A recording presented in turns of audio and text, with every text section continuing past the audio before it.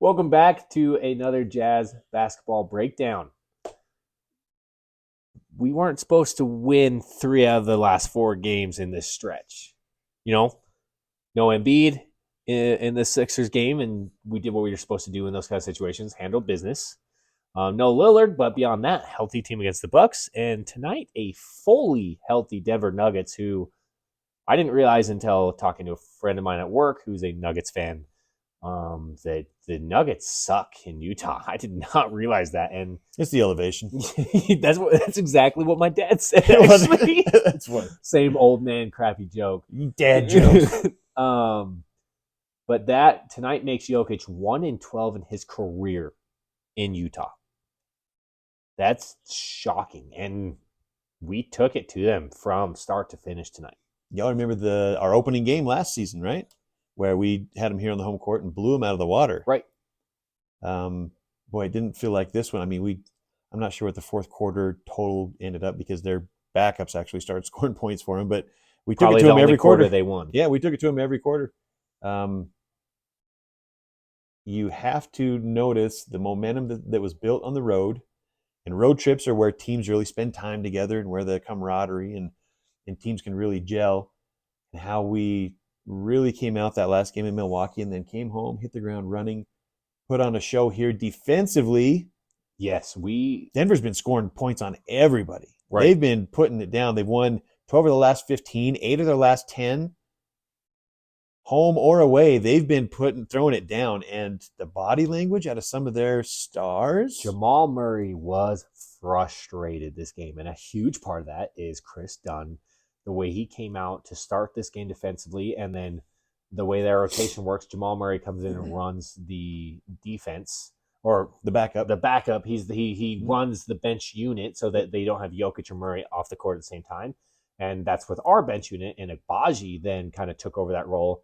We were on a box and one, and Agbaji really beat him up. And so those two, Dunn and Agbaji, on the defense side of the court, came out ready to freaking play tonight. That does make for a frustrating game, being guarded by Dunn or Agbaji the entire game. Right, so you get guarded by Dunn, and he just pisses you off, right? He's bodying you and everything like that. He causes a couple turnovers. He had 4 steals. And then, so you sub out and you sub back in against bench, and you're like, sweet, right? You know, I'm going to be able to Here's where I feast. Be able to get a go on a run, and then Agbaji comes in, and you're just like, gosh, damn. And that guy, I mean, his mobility and his physicality, even though his shot isn't falling right now, what an asset to have that in our backup. Right, and that's what I told you. You know, Hardy talked about that. He's not really concerned about his shot right now because, one, we all know he's a great shooter from 3, and 2, he is such a good defensive player. Yeah. And tonight was one of those games where he really showed it. I think a big part of the offensive side is his confidence with not really having consistent minutes. Absolutely. He's one that gets affected. He was affected by it last year. Once he kind of gets in and gets a decent amount of minutes and seems to have the trust, we call that starts to shoot a lot. Self-fulfilling prophecy, right? And then he starts to shoot at a nice clip, and the defense is always there. So yeah, but you missed most of the first half of this game. Dude, our team, we came out and punched these guys in the mouth. Like, it was, we were lighting up from 3. John Collins was feasting on freaking Jokic. You could tell we went into this game with a game plan of Jokic can't play defense. He doesn't want to play defense.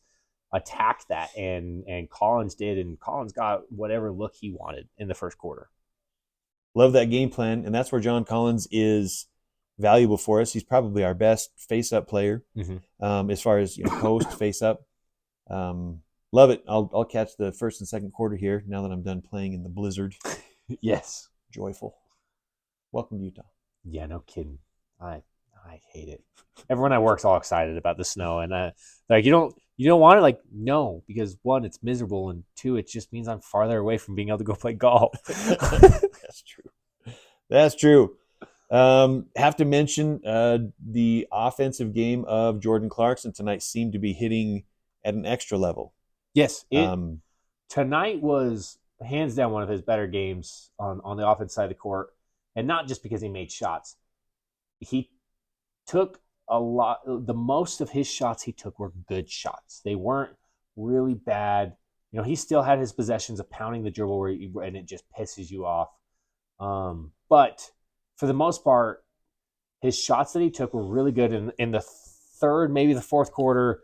He started back to dribbling a lot more, but he was also at a point where he was just kind of on fire and no one on their team was going to guard him in. That is his like you would say, his superpower, right? That is where he is.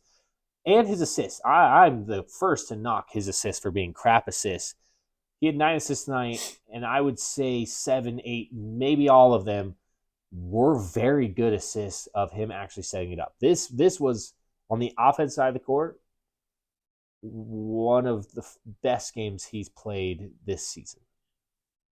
I agree. Without hurting the momentum of the rest of the players. There was still stretches.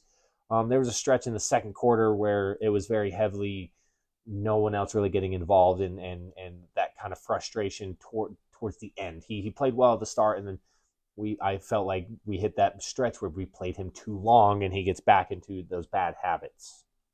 So ended up 12 and 19. The 9 assists were really good. Just a couple of turnovers.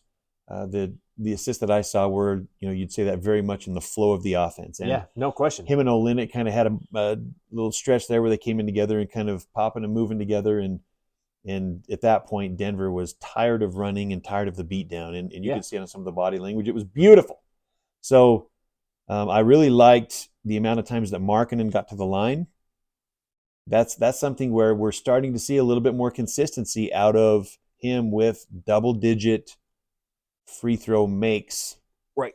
He shot, 12 for 12 tonight? In a game. And he did that a couple of nights ago, too. I can't remember exactly what game it was, but I love that part of his game coming up because we know that his shooting efficiency will be there. And, he ended up with... Well, he was 6 for 13 tonight. Yeah, he had 13 shots, but he ended up,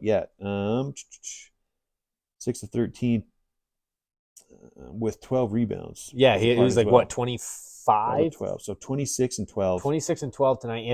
And it's on a game where, realistically, once again, he could have scored 35, 40 points if he really wanted to. Absolutely. Need more shots put into him. Loved the stretch where he was playing defense on Jokic, too. He makes a difference there.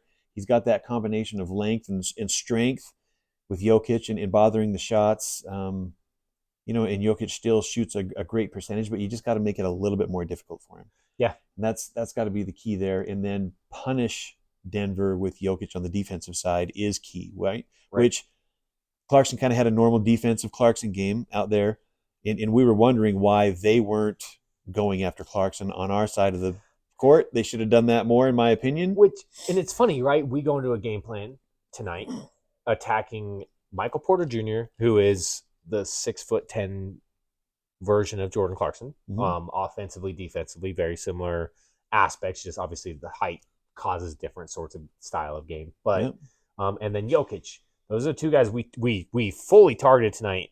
There's no reason with Jamal Murray, Michael Porter, and stuff like that to not just go after Jordan Clarkson on the defensive end. Because I mean, like you said, the defense was typical, and there was a couple possessions where it wasn't. He didn't even try. He literally moved out of the way. I saw that. That was bad. To allow them to get a wide open layup, and that those are the reasons right there on why it's so hard to give a crap on him having a great offensive game because those are losing plays. I was a little bewildered by them not attacking him more on that. But then again, maybe it's just the defending champions being caught in their own pride because they have been dynamic offensively on whoever they played recently. It's every time they play, it's a highlight reel of movement and passing, and I think this league still hasn't fully caught up to how many versatile defensive players we have. Yeah, I think that some of the coaches that are playing this are now figuring it out. Holy crap. I don't think the media is catching on. I don't even think our own media has fully caught on how strong we are defensively and versatile. A game like tonight, someone's name who you really didn't hear at all throughout the night was Fontecchio, and he was a huge part of why Michael Porter struggled tonight. In the first half, he had several really good possessions defensively against Michael Porter to kind of take him out of his rhythm early. And there are games that they'll be hitting a ton of shots as well with, Dunn is basically our only defender that isn't considered a shooter. His percentages are still okay, but he's got the 2 feet planted, slow release threes when he takes very them. much catch and shoot, wide open three. Yeah, and that's it. He's not really a shooter. Hey, he made one over Michael Porter tonight. That's what I hear. I gotta go watch that. But yeah, I think that the lead media, kind of a lot of the fans, I think that it's still going to take them a little while to understand that holy crap, Utah's got some defenders, Right. and we still haven't even introduced Taylor Hendricks full on yet. I mean, wait till that comes in. The amount of versatile young defenders on this team that are team players and can shoot, it's fantastic. I mean, it sets up a foundation that's really nice. And right now, I'm not sure exactly what place. I looked after our game against Milwaukee on Tankathon, and you know how our pick is top 10 protected. Yeah. At that point, we were 12th. Yeah. So at that point, that pick conveys, which is fantastic, which Right. is fine, what we want. And the Warriors lost tonight. We got blown out. Yep, and the Warriors are down. So we are officially one game behind the Lakers and the Rockets right now. And if we were to move in front of them, I think the Lakers, we said, are in, what do we say, 9th place. We're a game and a half out of 8th is what it is. Okay. So one game out of 500. These are crazy numbers, man. Which we started this season really bad. And that's the thing. Clarkson right now is putting up really good numbers and stuff like that. And tonight, like I said, great game. But him coming off the bench, we are a much better team. Absolutely. It fits him much better because of those weaknesses that he has. It fits him. He's a type of player that you want to come off your bench, and you give more freedom in that sense. It's very much a specialist role, which we were calling for Sexton to be in that backup spot, and they've moved him to the starting role, and I wouldn't have seen that coming with how well he's responded with, for the most part, a lot of consistency scoring and upped his numbers, and it's been a great combination with Chris Dunn. So we're figuring things out. Props to the coaching staff on some of their moves. But man, we seem to be rolling right now, and it's fun. So you're saying there's a chance, dude? I'm very pleased with this game. This is one of those games where it's hard to be really mad about anything. We blew them out, and overall as a team, we played really good.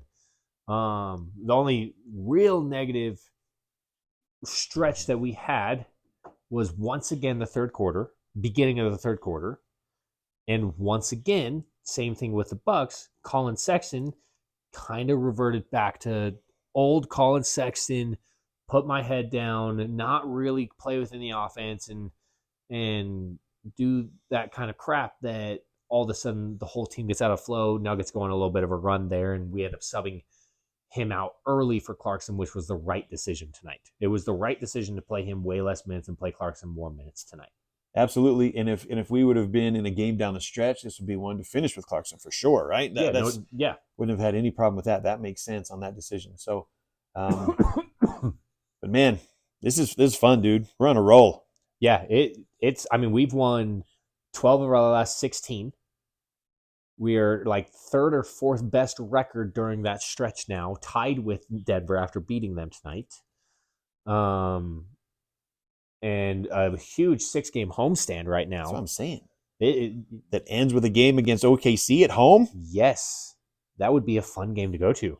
I wouldn't like it. But yeah, this was supposed to be a stretch we came into, and it's like, we maybe snuck away one win, but we saw positive signs, right? That's kind of what we were looking for at this point in the season. And instead, it's kind of like we went 3-1, and imagine if you switch the rotation and we got the Boston tonight after the confidence and stuff that we have right now, how different we may have come out against them. Now, do we beat Boston in that sense? Realistically, probably not. Boston might be the best team in the NBA right now. They just took down the Timberwolves. They beat them. And so probably not, but still, I would like that game back. I would like that game back with our team, the confidence that they came out not afraid of the Nuggets tonight. They came out. John Collins came out like just you could tell came out. It's like I can score whenever I want. Jokic is going to guard me. Sweet, heck yeah. Colin Sexton came out that way against Beasley last against the Bucks. It's a much different confidence of this team, and I love it. Something you mentioned during this game, we're getting a lot more timeouts where Hardy's kind of timeout and yelling at the team, which is funny. I think it's a good thing in the sense of all of a sudden it seems like he has taken that step of being willing to hold his players more accountable and not afraid of stepping on someone's toes, and it's gotten to the point where it's right. If you there's a couple bad possessions in a row, it's a timeout, and it's just like, what the freak are we doing? And not backing down from that and expecting those kind of better plays from the team. That's the right root with word right there, right? The root word, expecting. The expectations have taken a step up. Yes. And a coach, you can tell that as the season's gone along, I have questions about what went down in that preseason. What kind of pile of crap was that? But we're getting better now. We're improving. Because damn, man. But it's a coach that as he's helped move this team along and gotten some of the rotations right and gotten some of the players in the mindset of their role, that he's a good communicator, can then raise the level of expectations, be tough on them, not just on a player here or a player there, of how he gels with their personality. But it looks like the expectations overall are moving up, and the entire group is accepting of it and taking it, right? There doesn't seem to be any bowing up, and that's a great sign of a coach that has his locker room and their respect. And man, that's fantastic. Yeah, it's been fun to see him as a coach improve. I still want to know why the hell he won't put in third stringers until there's like a minute left. I know. I don't get it. It is quite comical that he so badly doesn't want to play Taylor Horton Tucker now that he'll play a starter down in with the third stringers instead. Yeah, he left Chris Dunn in there. Did he play the entire game? Yes. And Chris Dunn, by that time, you could tell by his body language, like, I'm done, man. Why am I out here? What's going on? But yeah, it's I heard a stat today on the radio. I think I shared with you that Dunn got a couple of minutes against the Celtics. Or not Dunn. Taylor Horton Tucker. We have kind of these name mix-ups. You did it too. I would never. So Taylor Horton Tucker got a few minutes against Boston out there, and that was the one game that we've lost. And outside of that, we are now 9-0 when Horton Tucker gets 0 minutes. It's almost like his style of play doesn't help a team win games. Non-conducive to team wins. I think that is the correct statement. Good stats, some good things every once in a while. Highlights. Yeah, he's a guy. If you just look at his stats and highlight reel, you're thinking, why is he not playing? Yeah, it's true. I've always said that I thought he would fit in good with like a Houston Rockets type of team that wants to get really aggressive and get at the rim, especially with that backup unit of theirs. I think that'd be great for them. They should take him. I accept. I don't know what the offer is, but yes. We accept. So the Houston Rockets right now are the team that's ahead of us. The Lakers are kind of, like I said, similar percentage, but ahead of them. And I think the Houston Rockets, it's pretty fair to say that they're kind of falling back down to where we thought they would be. You know, they had a pretty hot start where Dylan Brooks was shooting like 60% from three in the first part of the season. I mean, bunch of crap.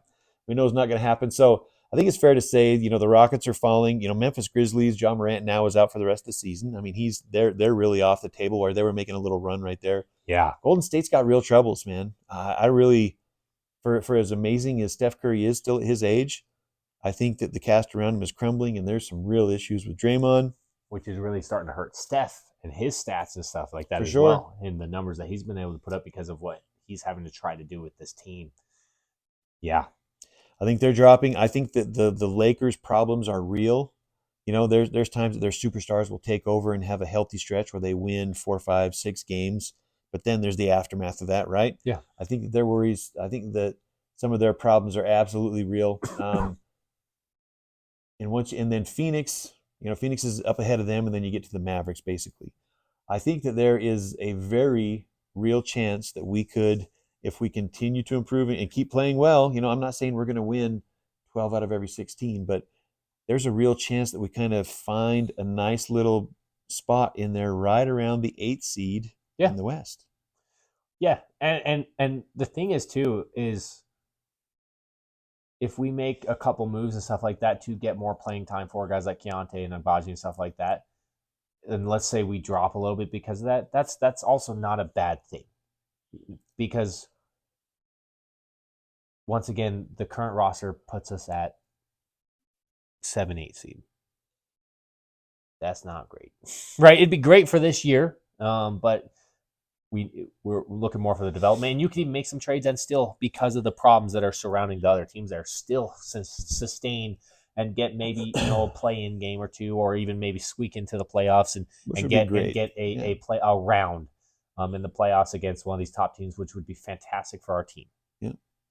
Those things are all fine, and that's we're good with all of that. That would be great to get if we could focus a little bit more on young players and get into the playoffs and get that experience and feel that extra kind of pressure of what playoffs is. That would be fantastic, man.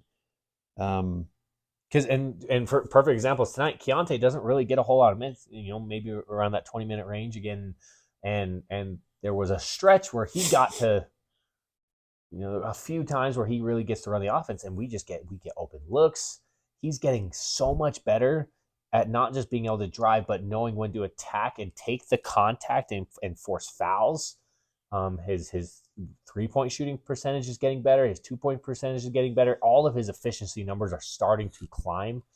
And man, is that dude going to keep developing what he could be, even if we make some moves and he's just our bench, 6-man runs the bench unit player for this season. That's fine for this season of where we want him to be. Sure. Of what development we want to see out of him, because he's going to get a lot of touches and usage in those situations. Love his growth. He seems to be feeling really healthy right now. He looks extra springy and quick, and he seems to have excellent hands, man. There's a couple of times that he snags passes, and he does it in a motion where he's going to the basket. It just seems uncanny. It just sticks. He had one where it was a bad pass as he cut, and he just it just like a receiver smooth, picking it out of the air. Some of the hands that he displays, and it's been fun to watch his progress. Ideally we'd loved him to get as many minutes and usage as possible. It's tough right now to argue with Dunn and Sexton in the starting lineup. It's tough. And that's what I'm saying. I'm cool with the way we're playing. I'm cool with him being that 6-man bench unit run it. And that's great. And that's part of the reason, even with games like this, there's no question Clarkson had a great game, and Clarkson's in a great stretch right now of great games since he came back from his injury. Obviously, you mentioned it. His injury was really good for him to see certain things. But part of that is we need to be focused more on youth, like you said. And so part of the reason why I'm looking for that trade is because even with him playing better games like this and great offensive games like this, one, I'm someone who's never going to be okay with what he gives you on the defensive side of the court. And two, I want to see development and more playing time and more opportunity from our young players. True. And both of us would love to see Agbaji slide into that number 2 spot and be able to run and also get Taylor Hendricks in that. Hendricks, Bryce Sensabaugh, maybe some more minutes. It opens up some stuff to make a couple of trades with veterans who are helping us win games. There's no question. A huge part of this win tonight was Clarkson's offense. There's no question about that. Absolutely. But what are we really building for this season? And last year, I feel that if we would have kept our players and really pushed for the playoffs with the team we had, we could have made the playoffs. Yeah. If we would have held on to Mike Conley was playing his best season in Utah. Yeah. And we ended up holding a lot of players out even down the stretch because, we were kind of playing for a draft spot. I feel like this year we could probably do the same thing. It'll be interesting to see what the front office decision is on the direction of the arc of the team, because we're in a similar path somewhat. Kind of started the season differently, right? But we're in a similar part right now where I feel like with our veterans and how much we're playing, we could squeak into the playoffs, which would be fantastic. But do they want to move some of those pieces? Do they feel like they can get some stuff back for the assets and play our young players a little bit more? We'll see. We'll have the answer within, what? Couple weeks. 4 weeks? 3 weeks, was it? A few weeks. Yeah. We'll know what they want to do with the direction there, because I think we're in a similar spot. And a big part on why it's I'm an advocate for making those trades and developing these young players and stuff like that is because if you are a Jazz fan, not a fan of a certain player on the team or anything like that, if you are a Jazz fan, you want to see those moves. You want to see the development from these young players and really start to build that core. Because if not, you go right back to what we were with Dennis Lindsay as a GM and the Miller family owning this team and being mediocre. Yeah. You are a playoff team. You may even be a 1, 2, 3 seed in the West. and make a great regular season. But when you get into the playoffs, you do not have the development and the players that you can go win a championship with, and you'll lose in the second round. Maybe make it to the Western Conference Finals if you're lucky. But that's all you do, and you're stuck in that rotation. You get stuck in the rut of not great teams, middle of the pack, which equals not great draft picks. You're hoping to find that anomaly, middle of the draft, kind of Donovan Mitchell type stuff. Right. And so you kind of get caught in the middle, and you don't really go high enough or low enough to succeed. Yeah, and that's why you need to make those tough decisions of fan favorites like Clarkson, who is there's a lot of fans that love Clarkson. You need to make the tough decisions of making those kinds of trades, and making those risky trades, because you have to take risks to go win a championship. You have to take risks to be one of the best legit contenders in the league. Dennis Lindsey was never willing to take that big risk. He was never gonna make a splashy big risk that's like you're questioning if this is the right thing to do, right? You got to be willing to make those kinds of decisions. And truthfully, it pissed a lot of people off if he traded Clarkson. It would. And you got to accept that as a GM, as a, Danny Ainge, where his position and stuff like that, that those are the decisions you're going to have to make. People are going to have to be pissed, but do you want to win a championship, or do you want your favorite player on the team? It's true. And he's at a spot right now where he's getting hot in the season, putting up good numbers. His contract going forward is very favorable for a team that, to pick up a player and then have their salary from 1 year to next year go $10 million down is a luxury. 100%. Especially with the new bargaining agreement that's coming into effect. There's some teams that is a huge plus for them. So the value's there in a couple of different ways. We'll have to see. But like I said, we will, without the front office telling us what their plan is, we'll see what their plan is by their actions. We'll see. But at the end of the day, super fun freaking 4-game stretch, super fun 16-game stretch. Unbelievable. We said, we'd see some things about our team and find some things out. We're finding some things out, people. Yeah. This is fun. Yeah. Sit back and enjoy. My goodness. Love the group. They're even so good in fun games. You got me talking good about Clarkson. Last game, last show, you substituted his name in there a couple of times. That was funny.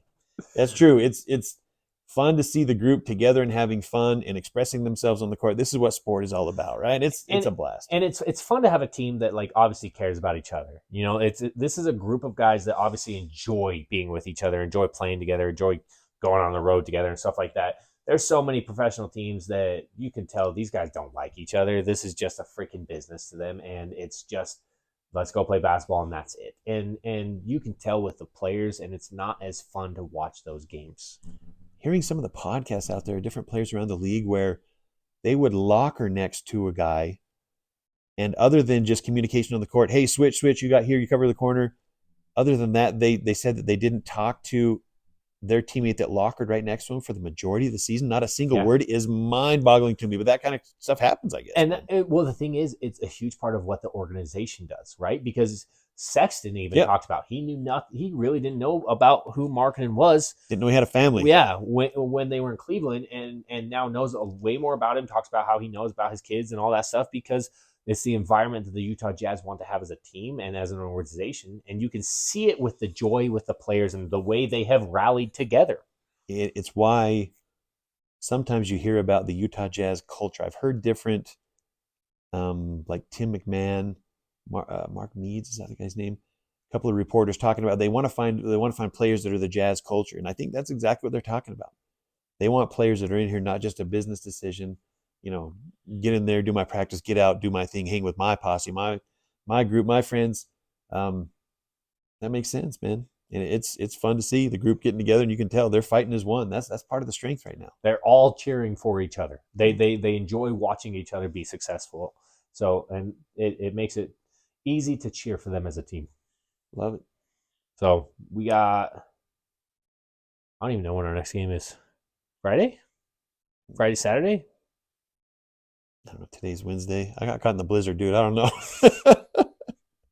It's something. I'm planning a move right now, so I don't know. I'm trying to figure out when I'm moving houses. We're playing a game soon. You heard it here first. Yeah. So whatever that game is, we'll see you guys then. Excited. Thanks, guys.